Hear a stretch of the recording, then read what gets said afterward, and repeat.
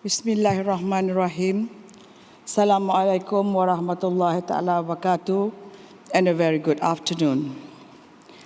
Distinguished participants, ladies and gentlemen, today, as you are aware, millions of children all over the world are at risk of being left behind, particularly in education. By one estimate, more than 200 million children under 5 years of age in developing countries fail to reach their potential in cognitive development. An estimated 101 million children are not in school, and more than half are girls. Some are victims of cultural practices and misinterpretation of religious texts. Illiteracy continues to be a serious problem in developing and underdeveloped countries. Nearly 1 billion people entered the 21st century unable to read a book or even spell their names. With the increase in rural-urban migration, overcrowding in cities and destitution are some of the reasons for not sending a child to school. Even in countries where primary schooling is free, the ancillary costs can leave people who live in poverty at a disadvantage. Parents pull their children out of school to focus on more urgent livelihood issues like helping the family to earn a living. As such, the net effect is we have more children who are vulnerable to external exploits, abuses, and ills. These statistics from UNICEF's The State of the World's Children 2012 report must move our conscience on how much more work there is to be done in education and for our children. I note with interest that Qatar is taking a prominent lead globally in addressing some of these concerns. I would like to commend Her Highness Sheikh Moza bin Nasir for her insights on the importance of education for the successful and sustainable development of societies. Her remarkable work as chairman of the Qatar Foundation and patron of the WISE Summit is a testament to Qatar's seriousness in propelling greater innovation and creativity, not just in classrooms, but also in policy making. I share Her Highness's aspirations, and I would like to thank Her Highness for giving me the opportunity to share my thoughts on sustainable and quality education for the future, Malaysia's experience through PERMATA at this summit today. Ladies and gentlemen, education is fundamental for human development, and most significantly in nurturing talents. It is today's pathway to a nation's strength globally. The days when weapons define the power of a sovereign nation has been superseded by the depth of its intellect and knowledge. Competitiveness of countries is driven by the kinds of talent they develop, attract, and retain.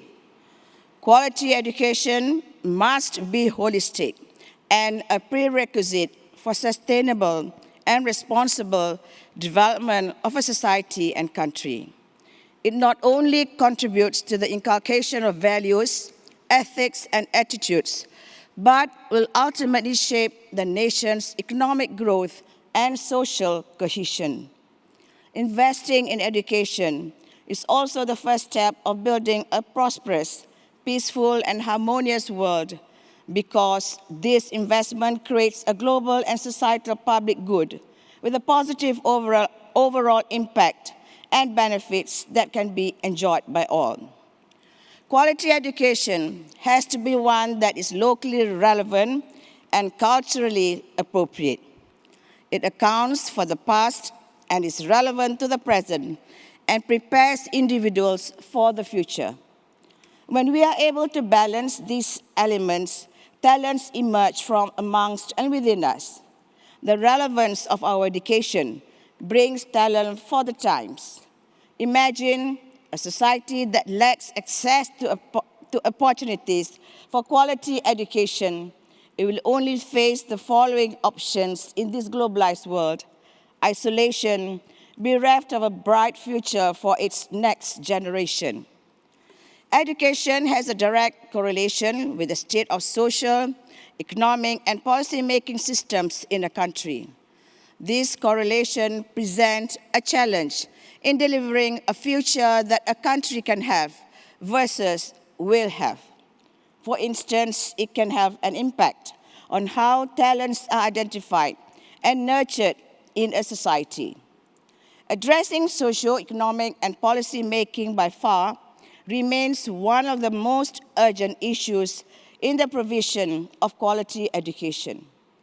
Alhamdulillah, in Malaysia, education is given a high priority in the national agenda and forms a major portion of the development budget since we achieved our independence 55 years ago in 1957.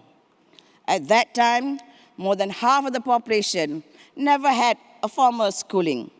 Only 6% of the people had received secondary level schooling, and only 1% had attained post-secondary education. Today, access to education has been transformed beyond recognition, whereby the primary enrollment is 96% and 91% at lower secondary. This has been acknowledged by the World Bank in 2011 and the United Nations Development Programme, which attribute Malaysia's success in achieving near universal enrollment to many factors. These include the government's early investment in education to ensure all children have access to it, the political will to have the institutional and policy framework in place, including compulsory education up to secondary level, and commitment by all stakeholders. In fact, for 2012 budget, the Honorable Prime Minister, who's also the Minister of Finance, has allocated 37.3 billion ringgit, representing 21% of the country's total budget. Ladies and gentlemen, the above statistics and scenarios on the state of children and education bear on me as wife of a nation's leader and in my role as a mother. There's no more important cause than honoring our next generation if we are to have a good and sustainable future. This cannot be better articulated than by the English author Graham Greene, who said, "There is always one moment in childhood when the door opens and lets the future in." Like all parents, I wish for all children to grow into an equitable, just, and peaceful world, that they will live in a prosperous society that extends kindness and empathy without reservations, regardless of religion, culture, and socio-economic background. A world that no longer greets illiteracy, hunger, or incurable diseases. No child will be left behind on education or be excluded from lifelong good health and knowledge advancement. I wish that scientific and technological innovations will thrive and form an integral part of all societal development. People will have productive work and continuous flow of income. The country will be blessed with economic prosperity, where all of its people live with dignity, imbued with ethics and moral values. However, reality, as we know, scores miserably when compared to the ideals of a dream. The UNICEF's The State of the World's Children 2012 report provides enough findings which tell us that even as we have achieved so much in providing education globally, there is simply so much more to do. In Malaysia, we have reviewed our national education system and have come up with a new blueprint for education, which stresses on enhanced quality, improved access, and equity. In spite of our best efforts in providing the best education from school right up to the tertiary level, there is a lacuna in the education of the early years of a child's life, when it is most crucial. And I believe education should start as early as possible and continues throughout the lifespan of an individual, as commonly said, from womb to tomb. It is in this context that I initiated the Early Childhood Education and Care, or ECEC, in August 2005 under the banner of Permata Negara.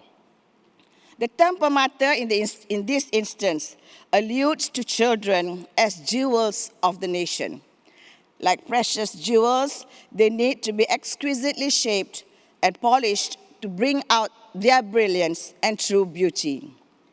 Ladies and gentlemen, the initial vision of Permata Negara program was to address the rising social problems amongst the youth. These include substance abuse, violence, school dropouts, and delinquent behavior. However, we fast realized that the benefits of investing in children go beyond addressing just social ills. If we fail to give children the best start in life, we may lose many opportunities and risk failure on many other fronts. If we do not pay attention to our children today, they may cause us to pay attention as troubled adults of tomorrow. How well we nurture them in childhood will influence the type of legacy we leave behind.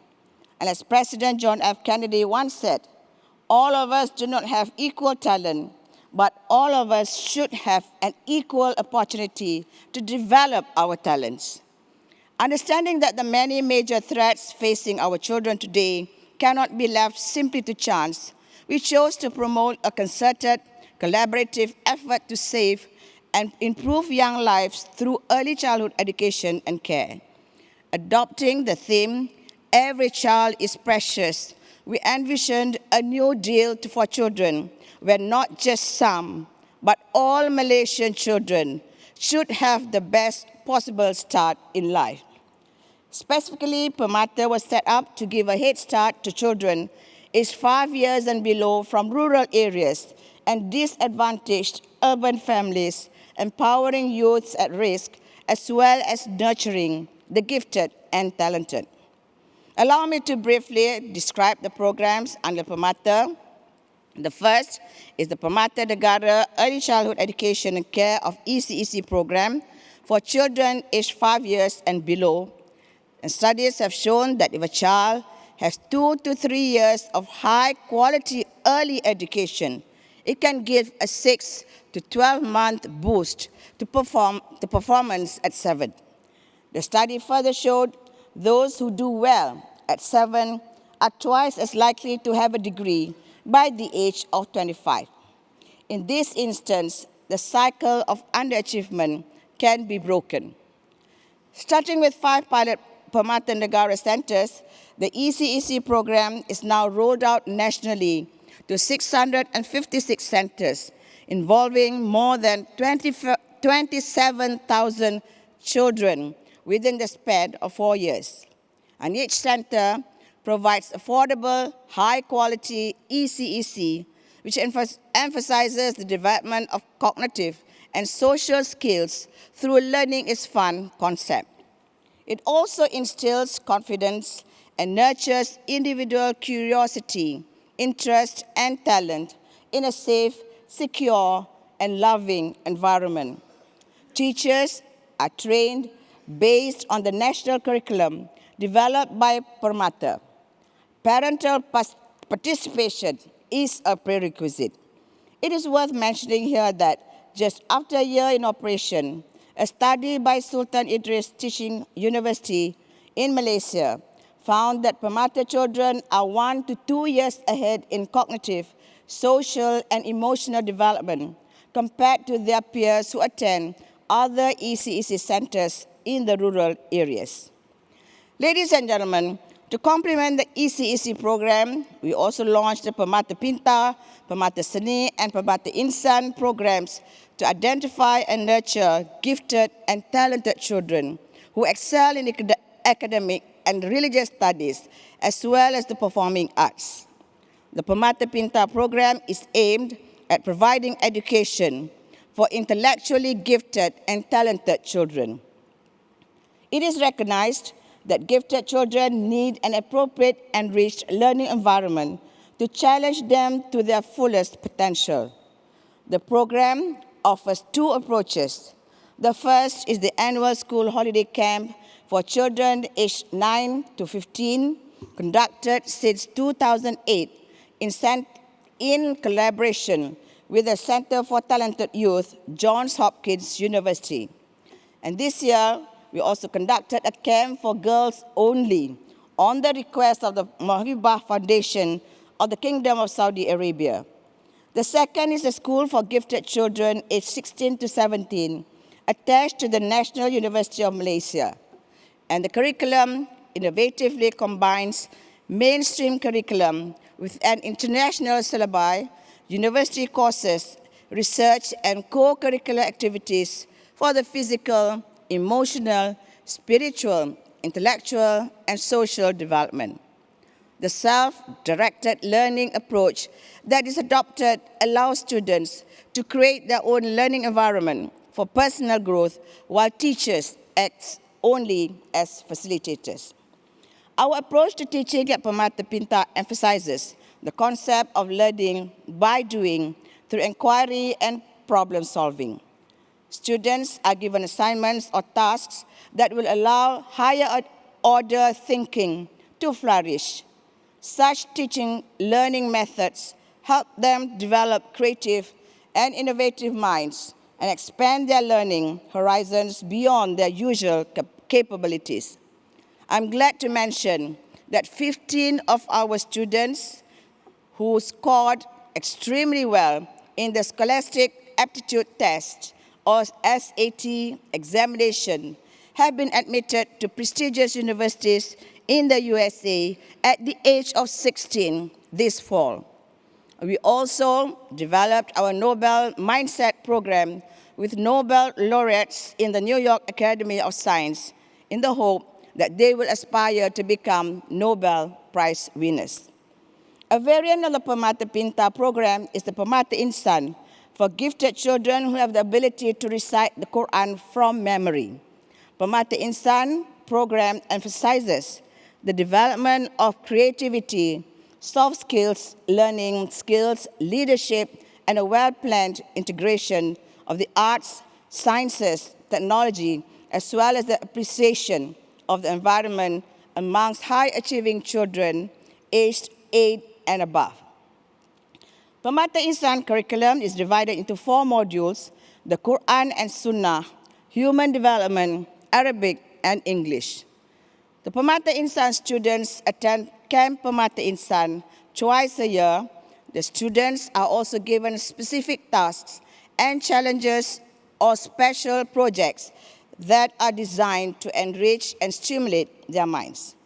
Parallel to the activities above, on an enrichment program and ongoing support at home is maintained by both the parents and teachers who are trained to use special online modules. This enrichment program is conducted on an ongoing basis during school days. We are also planning to build a fully residential secondary school by the year 2014. The ultimate aim of Permata Insan program is to develop future leaders, professionals, technocrats, and scientists with a scholastic understanding and deep appreciation of the Quran in the context of current and future global challenges. Ladies and gentlemen, along with Permata Pintar and Permata Insan programs, we also launched the Permata Seni. Our objective is to nurture children talented in the performing arts, especially in music, choir, and dance, so that their talents can be further refined.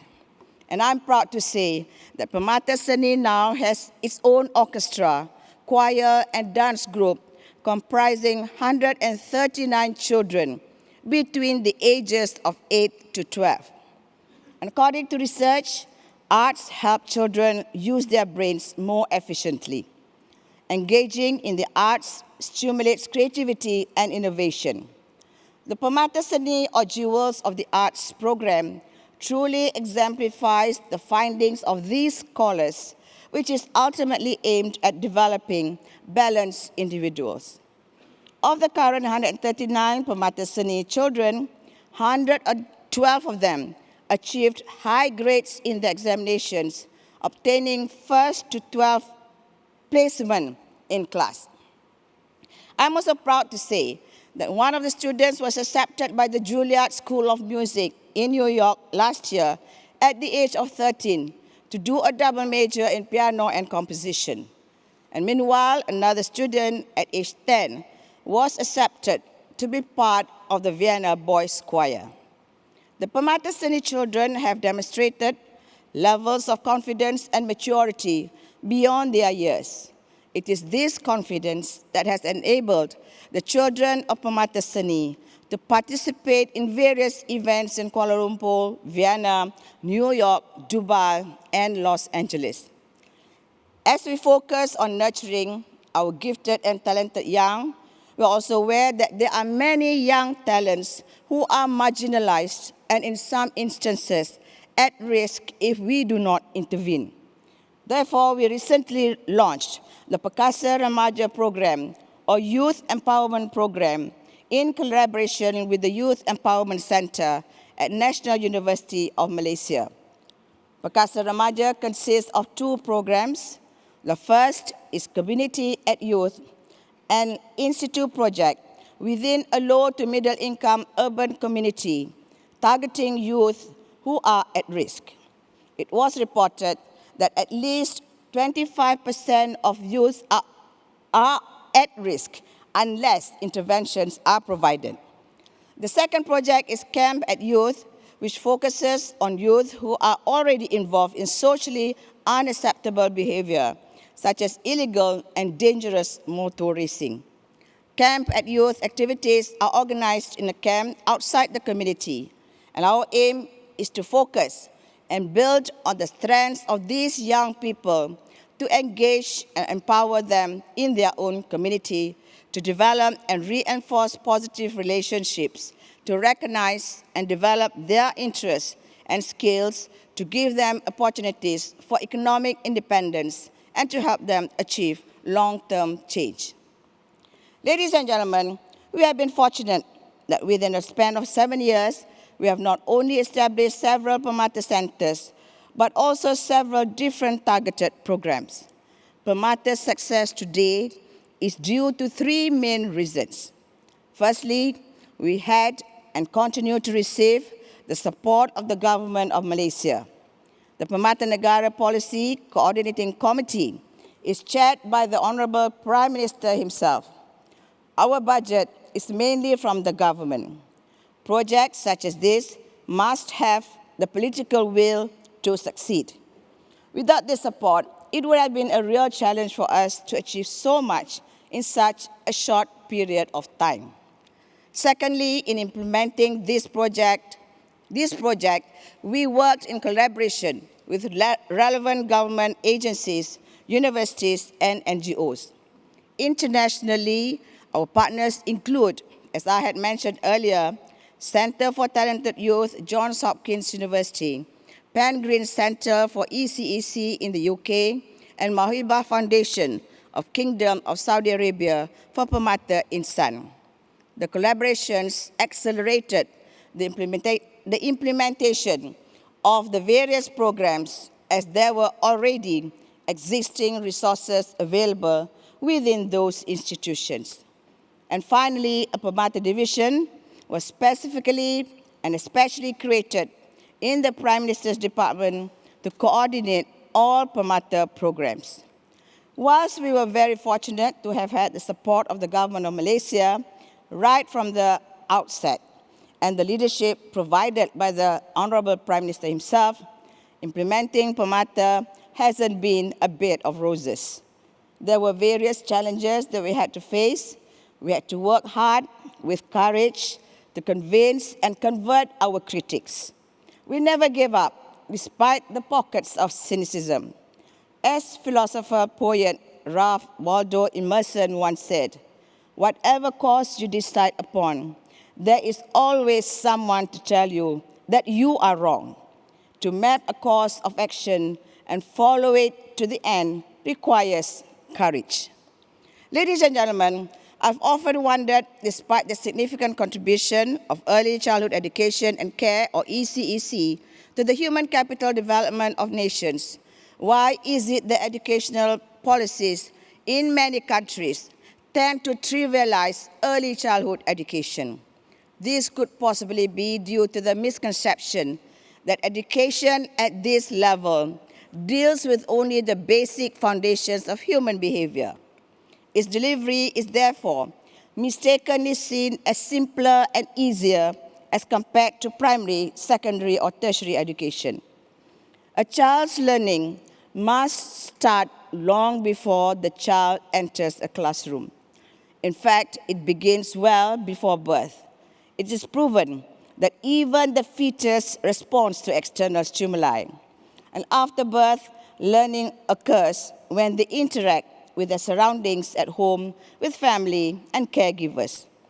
It is scientifically well accepted that the development of the brain is at the optimum below the age of 5 years. Thus, the importance of ECEC cannot be overstated and trivialized. Many countries are fast adopting early childhood education and care, and this is manifested in a statement issued by all 14 member states of EU to take measures to widen access to early childhood education and care to prevent the inequalities before life trajectories are established. Investing in children can generate higher economic returns and lower social costs. Investment in early education has a snowballing effect, as it can make subsequent education much more effective, enhancing their school performance and reducing the need for repetition of grades.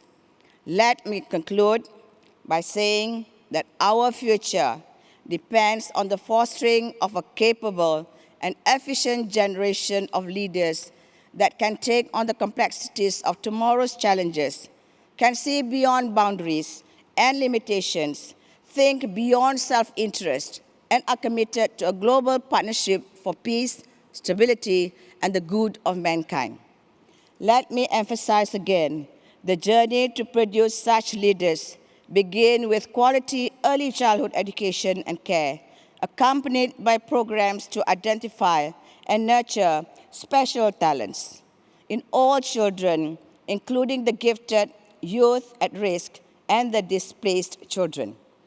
It requires not only commitment and will from the government and its leadership, but most of all from parents, family members, and society at large.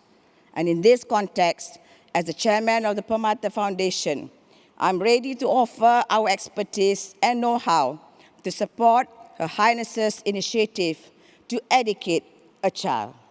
Every child is precious, and no child should be left behind. Every great future starts with how happy a child is now. Every great country is built on how she looks after her children. Ladies and gentlemen, let me leave you with this quote from President Roosevelt, who aptly said, "We may not be able to prepare the future for our children, but we can at least prepare our children for the future." Thank you. Wassalamualaikum warahmatullahi ta'ala wabarakatuh.